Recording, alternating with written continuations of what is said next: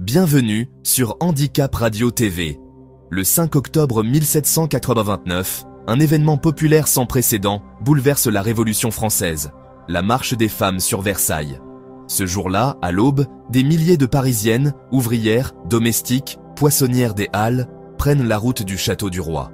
La veille, la faim a encore frappé la capitale. Le prix du pain atteint des sommets. Les boulangeries sont vides, la colère gronde.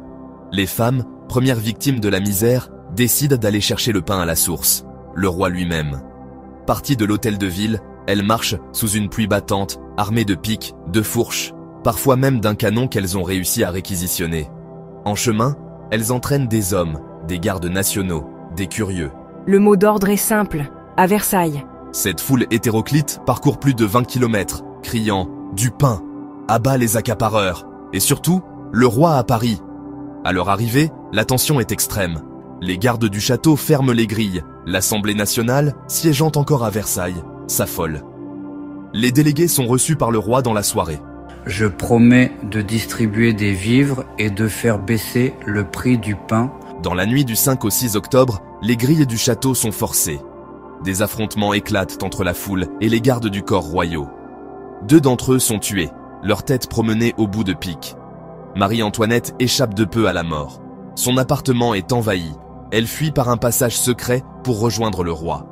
Au matin du 6 octobre, la situation est hors de contrôle. La garde nationale, commandée par Lafayette, intervient pour ramener le calme. Sous la pression, Louis XVI cède. Je suivrai le peuple à Paris. Vive le roi! Le monarque n'est plus maître, il est prisonnier de son peuple. Le cortège royal quitte Versailles, escorté par des milliers de femmes criant victoire, les charrettes remplies de farine.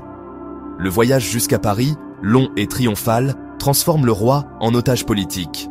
Dès le lendemain, Louis XVI et sa famille s'installent au palais des Tuileries. L'Assemblée nationale, elle aussi, se transfère dans la capitale. Le pouvoir quitte Versailles pour Paris. C'est un basculement majeur. La monarchie n'est plus au-dessus du peuple. Elle vit désormais sous son regard direct. Cette marche des femmes, d'apparence spontanée, devient un tournant historique. Elle impose la capitale comme centre du pouvoir révolutionnaire et consacre le rôle politique des femmes, longtemps ignoré. Le 5 octobre 1789, ce ne sont pas seulement des ventres affamés qui ont marché sur Versailles, mais un peuple entier qui a fait plier le trône.